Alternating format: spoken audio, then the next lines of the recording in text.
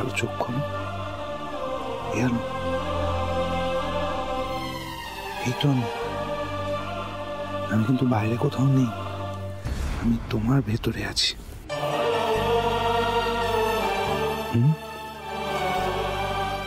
কি অবস্থা তোমার? আলো, কি অবস্থা? তুমি সাদা শাড়ি পরেছো এই সময় কাছে, তুমি ঠিক করে খাওয়া দাওয়া করছো না, তাই না? নিরামিষ খাচ্ছ। আলো, তোমার মনে হয় এগুলো কিছু ম্যাটার করে? আলো, আমার কাছে কোনোদিন ম্যাটার করতো এগুলো? তুমি তো জানো এগুলো আমার কাছে ম্যাটার করতো না। আলো, এই আলো, আলো, তোমার ভেতরে যে আলোটা রয়েছে সেটাকে কিন্তু নিভতে দিও না, ভেতরে অন্ধকারকে আসতে দিও না, কারণ তোমাকে ভালো থাকতে হবে। আলো, তুমি ভালো থাকলে তুমি সবাইকে ভালো রাখতে পারবে, আর তাই তোমাকে ভালো থাকতে হবে। এই কি কি কি শাড়ি পরে আছো এটা? তুমি ভালো নেই। আলো, আলো, আমি নেই তো কি হয়েছে? আমি তো আসলে আছি। তোমাকে শুধু দেখতে পেতে হবে। আলো, আমাকে, আমি তোমার ভেতরে আছি। আলো, তুমি চাইলেই আমাকে দেখতে পাবে। যে যা ইচ্ছে বলুক, যে যা ইচ্ছে করুন, তুমি তো জানো সত্যিটা কি। আলো, তাই সবাইকে ভালো রাখতে হলে তুমি ভালো থাকবে, তুমি নিজে ভালো থাকবে, সবাই ভালো থাকবে। আলো, বুঝতে পারছো আলো আমি কি বলছি? হ্যাঁ, আলো, আলো, আলো, আলো, আমার সেই আলো কোথায় যে একদিন সিংহরায় বাড়ির প্রত্যেকটা লোকের বিরুদ্ধে গিয়ে, আমার বিরুদ্ধে গিয়ে নিজের পায়ে উঠে দাঁড়াতে চেয়েছিল? সেই আলোটা কোথায়? আমি তোমাকে নিয়ে বাঁচতে চেয়েছিলাম অগ্নিদেব। হ্যাঁ আলো, আমি তো আছি। আমি এখন এই সবটা জুড়ে আছি, শুধু দেখার ধরনটা পাল্টে গেছে। আলো, আর কিচ্ছু কিন্তু পাল্টাইনি। কথার জালে জড়িও না আমাকে। কথার জালে আমি তোমায় জড়াচ্ছি না, আমি তোমাকে একটা সত্যি দেখাতে চাইছি, যে সত্যিটা তুমি দেখতে পাচ্ছ না কারণ তুমি চোখ বুজে আছো। আলো, আলো, ঝিলিক, তুমি কিন্তু ঝিলিকের এখন শুধু মা নয়, তুমি ঝিলিকের বাবা। তোমাকে ভালো থাকতে হবে ঝিলিকের জন্য, ঝলমলের জন্য। তোমাকে দায়িত্ব নিতে হবে তো ওদের। এই এই সমস্যা, এসো, এসো, দাঁড়ো, দাঁড়ো এখানে। দেখতে পাচ্ছ নিজেকে? দেখতে পাচ্ছ? আলো, আলো, তোমার ভেতরে এত অন্ধকার কেন? তোমার ভেতরে তো আগুন আছে, সে আগুনটা কোথায়? আজ বাড়ির বড় ছেলে নেই, এই বড় ছেলের দায়িত্ব এখন তোমার, কারণ এ বাড়ির বড় বউ তুমি। ঝিলিক, ঝলমল, এদের দায়িত্ব কার? তোমার।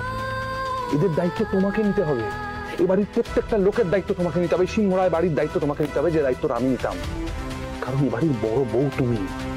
এই সাদা শাড়ি পরা, নিরামিষ খাওয়া, এসব কিচ্ছু ম্যাটার করে না। আলো, ম্যাটার করে তুমি তোমার ভেতরে আমাকে কতটা বাঁচিয়ে রেখেছো, তুমি তোমার ভেতরে আমার জন্য কতটা ভালোবাসা বাঁচিয়ে রেখেছো, তাই নিজে ভালো থাকছো, ভালো বাঁচছো, অন্যদের ভালো রাখছো।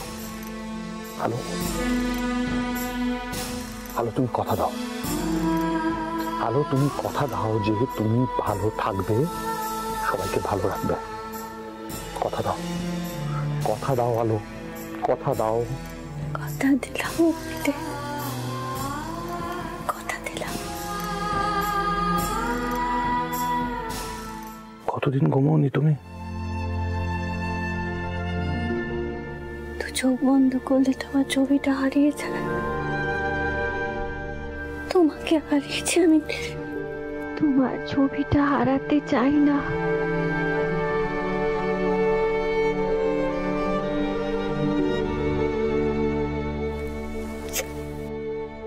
এসো,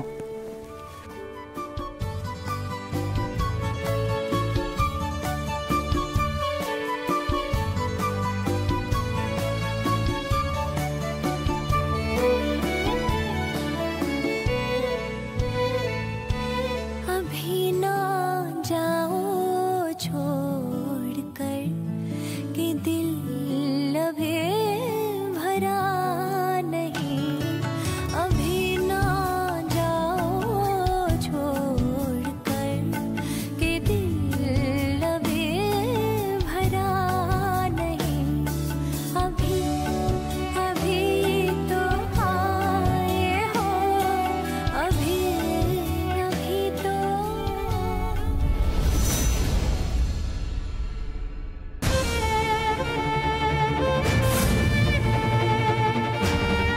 যে মেয়েকে আপনি পাপী বলে তো কথা বলছেন, সেই মেয়ের গায়ে আমি কোনো পাপ রাখতে দিই, কারণ ঈশ্বর সাক্ষী আমি রশ্মিকে ভালোবাসি।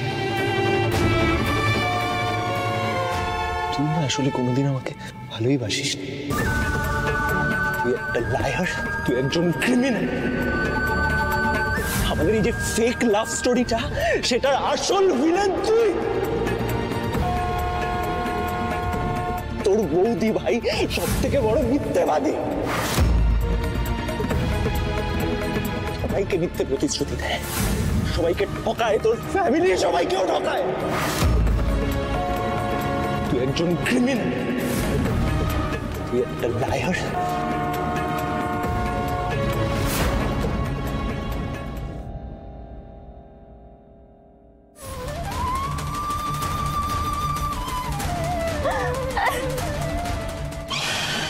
গুড গার্ল, এটাই তো চাইছিলাম। তোমার সবচেয়ে ভালো বন্ধু হয়ে তোমার পিঠে ছুরি মারার এত ভালো সুযোগ আমি আর পাবো না।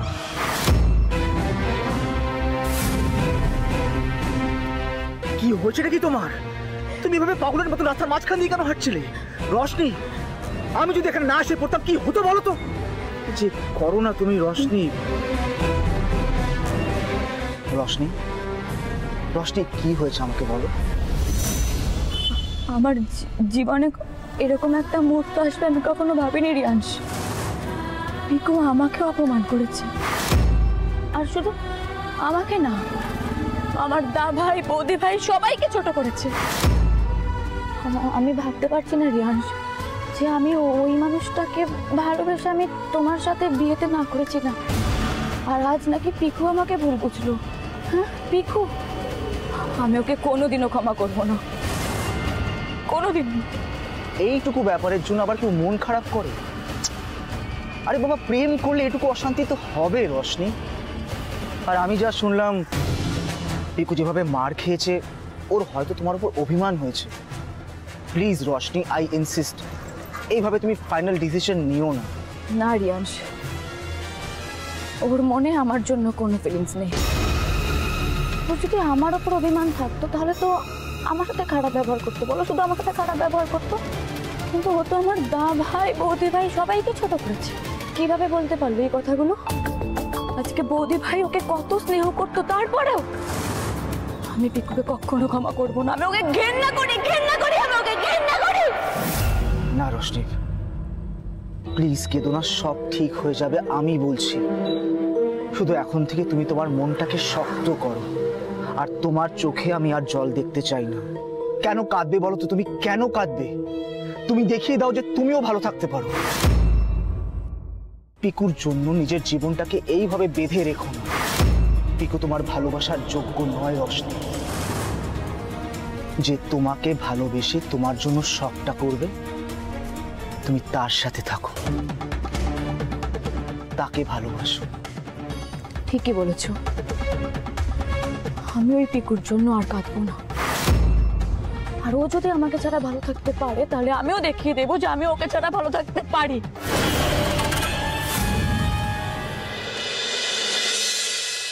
রিয়াংশ, কি রে, কি হলো, কি আপডেট? কাজ ডান। এমন ডোজ দিয়েছি না, মালটাকে পুরো পিলে চুপকে গেছে। আমার কথা মিলিয়ে নিঃশেষ। পিকু আর রশনির সাথে কন্ট্যাক্ট করার কথা একবারের জন্য ভাববে না। এমন চাল চেলেছি, রশনি আমাকে তার ভালো বন্ধু ভেবে কাঁধে মাথা রেখে কেঁদেছে। Not bad, my brother. I'm so proud of you. আসল কাজটা করে দে প্লিজ, আমি আর পারছি না।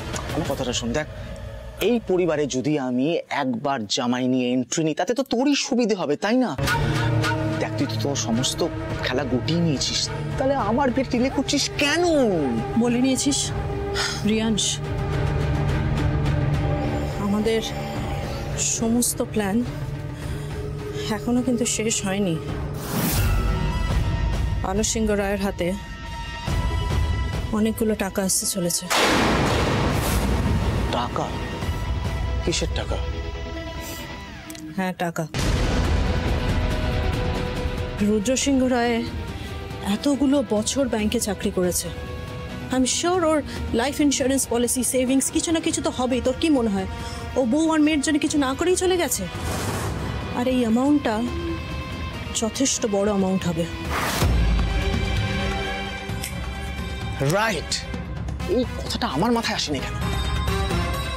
এই জন্যই তো আমি রিয়াংশ, আলোক সিংহ রায়ের হাতে যদি এতগুলো টাকা চলে আসে, তাহলে আমি যদি ওকে বাড়ির থেকে তাড়িয়েও দিই না, ও ঠিক একটা ব্যবস্থা করে নেবে, যে নিজের মাথা গোজার জন্য একটা ঠাঁই ব্যবস্থা করে নেবে ও। কিন্তু আমি আলোক সিংহ রায়কে সর্বশান্ত করতে চাই। আমি ওকে পথে নামাতে চাই, আর শুধু ওকে নয় রিয়াংশ, আমি এই গোটা সিংহ রায় পরিবারটাকে পথে নামাতে চাই। তবেই আমার গায়ে জ্বালা মিটবে। আর এই বস্তি বাড়ির মেয়েটার হাতে যদি অতগুলো টাকা চলে আসে না, তো শুধু নিজেকে নয় রিয়াংশ, ওই সতী সাবিত্রী সেজে ঝাঁপিয়ে পড়বে গোটা পরিবারটাকে বাঁচানোর জন্য। সেটা তো আমি হতে দিতে পারবো না। তাহলে তোর নেক্সট প্ল্যান কি? What is the next mission? ভাবিনি, একটু সময় দে, সময়ের সাথে সব ঘুটি সাজিয়ে দেবো আমি। ব্যাস হয়ে গেল 18 মাসে বছর। সিস প্লিজ, তুই একটু বোঝার চেষ্টা কর। মুখের সামনে খাবারটা দেখো, আমি নিজেকে কন্ট্রোল করা। তুই কি করছিস বলতো? তুই চুপ করবি, একদম চুপ কর। 18 মাসে বছর। প্রিয়াংশ, আমি অনেক কষ্ট করে নিজের এই সমস্ত মাস্টার প্ল্যানটা সাজিয়েছি। এরপরে কিন্তু আমি কোনোভাবেই মেনে নেব না যে তুই আমার এই গোটা প্ল্যানটাকে নষ্ট করে দিবি। ভাই, আই প্রমিস ইউ, তোকে আর বেশি দিন ওয়েট করতে হবে না।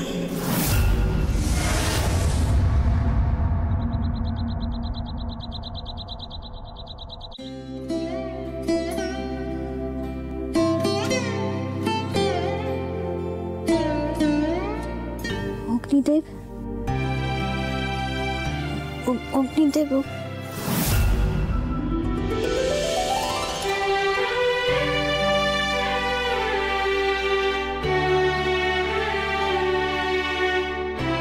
তার মানে কালকে আমি স্বপ্ন দেখছিলাম? ও নেই। আমার চুলটা খোলা, এসব কিসের ইঙ্গিত? আমি তো কিছুই বুঝতে পারছি না।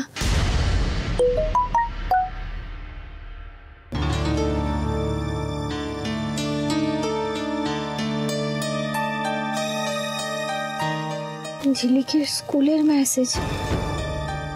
স্কুলে তো টাকা জমা দিতে হবে, আবার আজকে সেটা শেষ দিন, টাকা জমা দিতে হবে। তুমি কিন্তু ঝিলিকের এখন শুধু মা নয়, তুমি ঝিলিকের বাবা। তোমাকে ভালো থাকতে হবে ঝিলিকের জন্য, ঝলমলের জন্য। তোমাকে দায়িত্ব নিতে হবে তোদের। না অগ্নিদেব, আমি আমার দায়িত্ব পালন করব।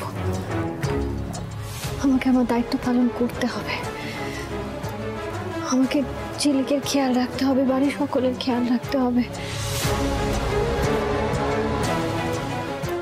80,000 টাকা, এই 80,000 টাকা আমি কোত্থেকে জোগাড় করবো? আমি তো কিছুই জানি না কোথায় কি রাখা আছে। আচ্ছা কথাটা শোনো। আমি শুনতে চাই না। আচ্ছা শোনো, আমার ব্যাংকের স্যালারি অ্যাকাউন্ট সেখানকার, আরে শোনো, সেটা তোমার নামে করা আছে। আর ঝিলিকের নামে 5 লাখ টাকা এফডি আমার ব্যাংকেই করা আছে, এটা শুনতে হবে। আলো আলো, তুমি বলতে চেয়েছিলে অনেক কিছু, অনেক কথা সেদিন বলছিলে কোথায় কি রাখা আছে। আমি কিছু শুনতে চাইনি। আমাকে কাগজপত্রগুলো সব দেখতে হবে, কোথায় কি আছে। কাগজগুলো কোথায় খুঁজবো আমি? আজকে শেষ দিন, টাকা জমা দিতে হবে।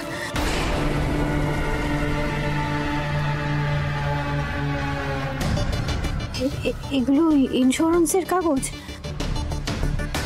কিছু তো বুঝতে পারছি না। আর ওর এটিএম কার্ডগুলো এই তো এখানে এটিএম কার্ড, এতে পিন নম্বর। আমি তো পিন নম্বর জানি না, আমি কি করে টাকা তুলবো? আমি ঝিলিকে স্কুলে আজই তো জমা দিতে হবে, আজকে শেষ দিন। পিন নম্বর ডায়েরিতে লিখে রাখতে বলেছিল, ডায়েরি।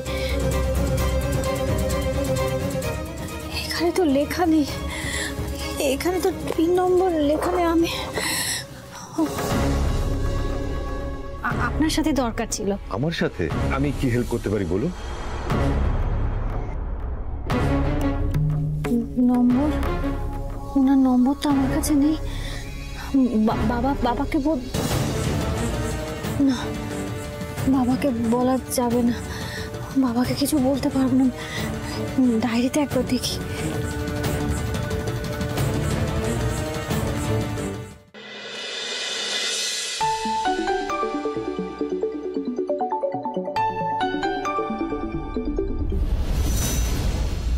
হ্যালো স্যার, আমি এত সকালে আপনাকে বিব্রত করছি, ক্ষমা করে দেবেন স্যার। আমি সিংহরায় বাড়ি থেকে বলছি। আপনি কি রুদ্রর ওয়াইফ কথা বলছেন? হ্যাঁ স্যার, আপনি বলুন না কি কারণে আপনি ফোন করেছেন। স্যার আমি না খুব বিপদে পড়েছি আসলে। আজকে ঝিলিকের মানে আমাদের মেয়ে স্কুলে না টাকা জমা দেওয়ার শেষ দিন। 80,000 টাকা জমা দিতে হবে। আমি জানি না কোথায় কি রাখা আছে, আমি কিছু জানি না স্যার। আপনি একটা কাজ করুন, বাড়িতে যা যা পেপারস আছে সেগুলো নিয়ে আপনি একদিন অফিসে চলে আসুন। স্যার আজকে যাব, আসলে স্কুলের টাকাটা তো আজকে জমা দিতে হবে, আজকে শেষ দিন। আচ্ছা আসুন, তবে আমার কিন্তু একটা ইম্পর্টেন্ট মিটিং আছে, মানে আমি অফিসে খুব বেশিক্ষণ থাকবো না। না স্যার, আমি ঠিক তাড়াতাড়ি ঠিক সময় মতন পৌঁছে যাব। আসলে ওখান থেকে তো আবার আমাকে ঝিলিকে স্কুলে যেতে হবে, আমি ঠিক সময় পৌঁছে যাব। আচ্ছা একটা কাজ করছি, আকাশকে বলছি আপনাকে পিক আপ করে নিতে। ওর কাছে অফিসের গাড়ি আছে, আর ও তো আপনাদের লোকালিটির ওদিকেই থাকে। স্যার কোনো প্রয়োজন নেই, আমি ঠিক পৌঁছে যাব। না না, কেন শুধু শুধু একা আসবেন? ম্যাডাম প্লিজ না বলবেন না, আর রুদ্রের জন্য আমরা এটুকু করতেই পারি। অনেক ধন্যবাদ স্যার, অনেক ধন্যবাদ। আমি স্যার বললেন কাগজগুলো নিয়ে যেতে, কোনো কাগজ ফেলে রাখা যাবে না, যা হাতের কাছে পেয়েছি সব কাগজ নিয়ে যাবো।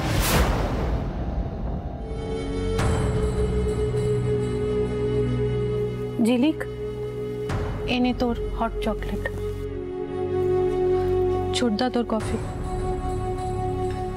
ছোট বৌদি কফি। বাবা এখনো খাওয়া শুরু করলে না? মা তুমিও বসে আছো, খেয়ে নাও মা জুসটা। বাবা খেয়ে নাও। আমি খাবো না, তোর মাকে দে। না আমারও ভালো লাগছে না, আমি খাবো না। তুই এসব করতে গেলি কেন? ঠিকই তো করেছে আন্টি, এইভাবে আর কতদিন না খেয়ে থাকবেন বলুন তো? আঙ্কেল প্লিজ, আপনিও যদি না খান তাহলে কিন্তু আপনার শরীর আবার খারাপ হবে। বাবা প্লিজ জুসটা খেয়ে নাও। মা তুমিও। মা কোথায় তুমি বাবাকে সামলাবে, বোঝাবে, উল্টে তুমি অবুঝ হচ্ছ এরকম। ঠাম্মি, আমি তোমাকে খাইয়ে দেই, একটু খাও। না দিদি ভাই, আমাকে জোর করো না, আমার ভালো লাগছে। বলছিলাম মা, আপনারা যদি না খান আমাদেরও তো গলা দিয়ে খাবার নামছে না। ও বাবা তাই নাকি? তোমার তো লজ্জা আছে না? মানে মৎস্যমুখীতে তো দেখলাম বেশ কাণ্ডে পিণ্ডে মাছ খেয়েছিলে।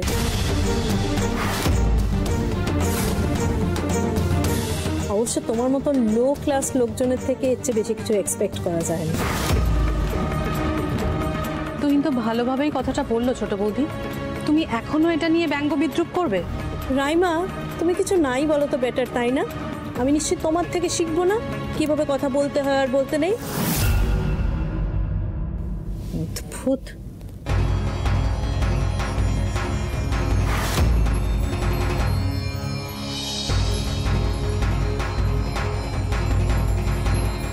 বাবা, এ বাড়িতে তো দেখছি দিনে দিনে নির্লজ্জের সংখ্যা বেড়েই চলেছে।